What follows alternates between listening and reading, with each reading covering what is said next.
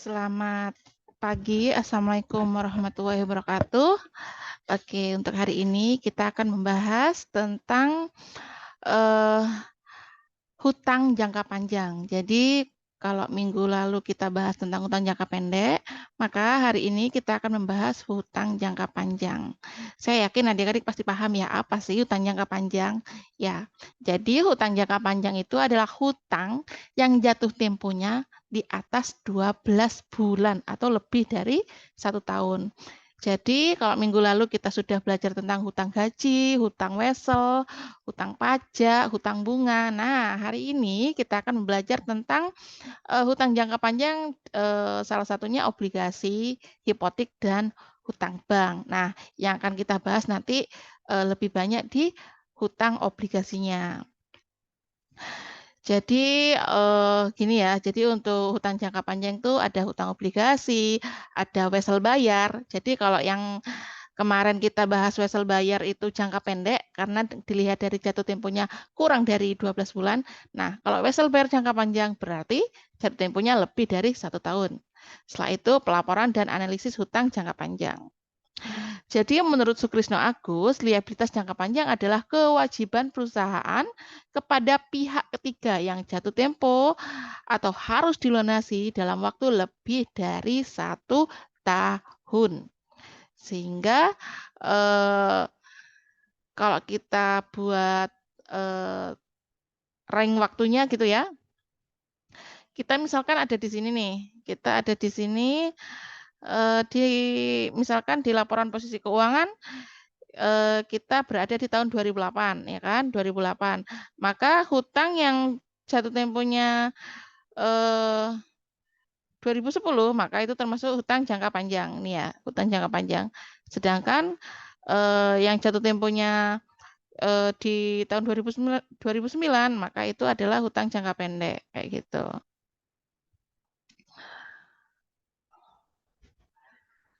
Ini kursor. Bentar. Setelah itu, bentar ya. Spotlight. Nah ini ya.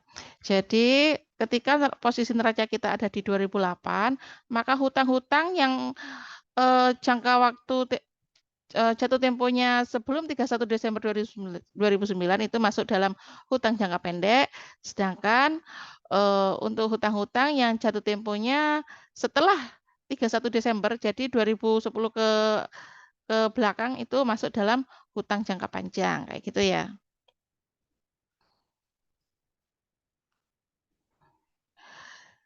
Jadi banyak ya untuk jenis-jenis hutang jangka panjang itu ada hutang obligasi, tadi kita sudah sempat singgung.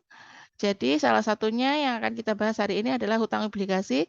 Jadi menurut Donald E. Keiso 2019, obligasi adalah sekuritas hutang jangka panjang yang diterbitkan oleh suatu perusahaan atau pemerintah.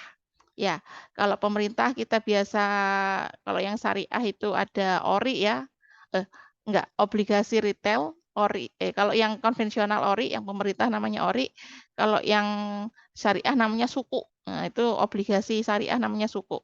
Kalau perusahaan yang menerbitkan namanya sama obligasi gitu ya. Yang memiliki suku bunga dan tanggal jatuh tempo yang tetap. Jadi contohnya ada Sukri, ORI, dan lain-lain. Sedangkan untuk obligasi sendiri itu banyak sekali tipenya, ada 10 tipe ya. Ada obligasi berjangka, ada obligasi berseri, ada obligasi berjamin, ada obligasi tidak berjamin, ada obligasi laba, obligasi pendapatan, obligasi yang dikonversi, obligasi yang dapat ditarik sewaktu-waktu, obligasi atas nama, dan obligasi atas unjuk. Jadi jenis-jenisnya ini sesuai dengan kebutuhan yang menerbitkan obligasinya gitu ya. Jadi yang menentukan jenis-jenis ini siapa? Perusahaan yang menerbitkan obligasinya.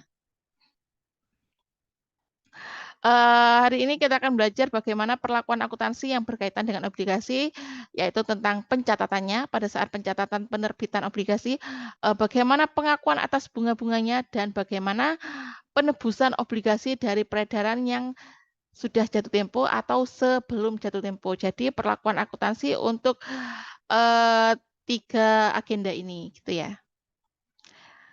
Sedangkan untuk harga jual obligasi di sini ada 2 skema, ada 2 cara untuk menentukan harga jual obligasi.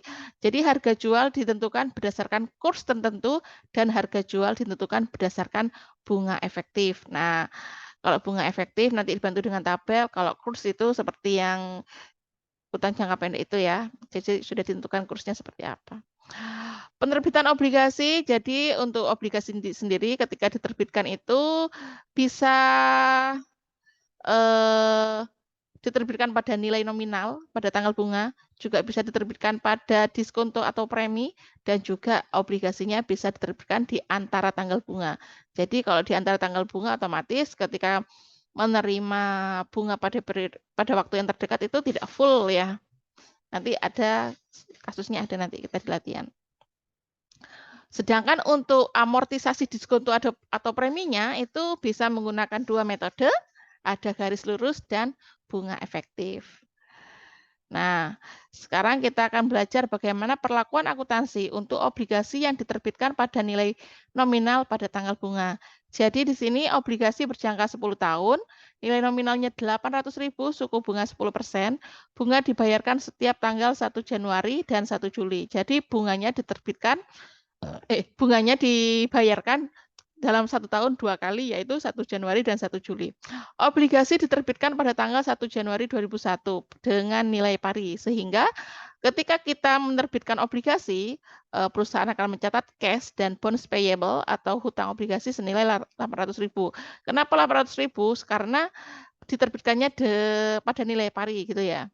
Sedangkan untuk pembayaran bunga setelah 1 tahun pertama, jadi kan diterbitkannya 1 Januari, maka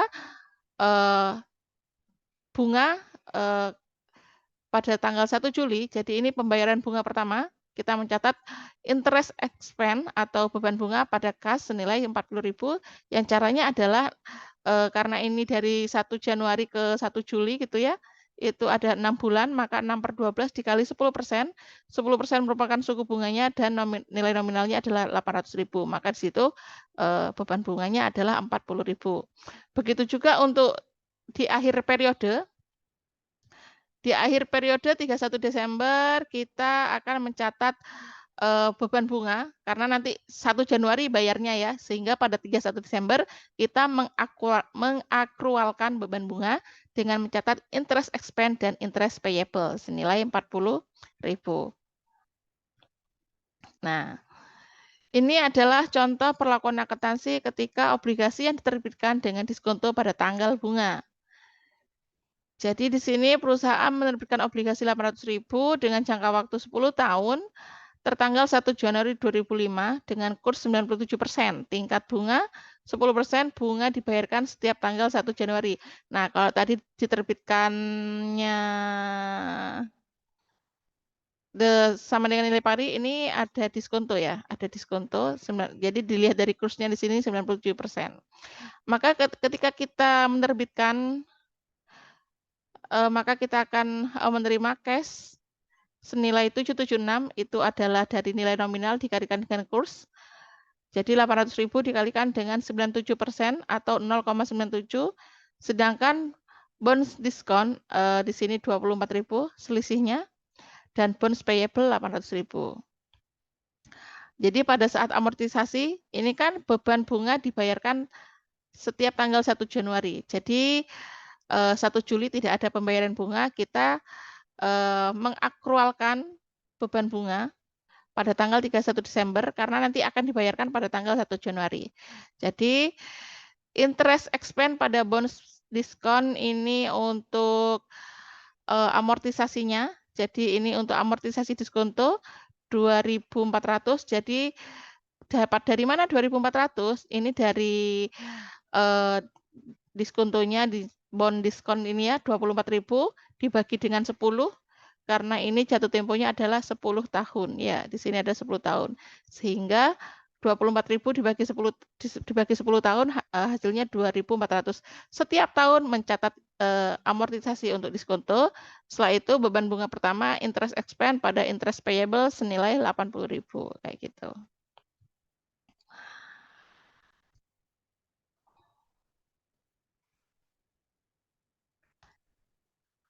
Oke, untuk yang ini kita akan lanjut di minggu depan.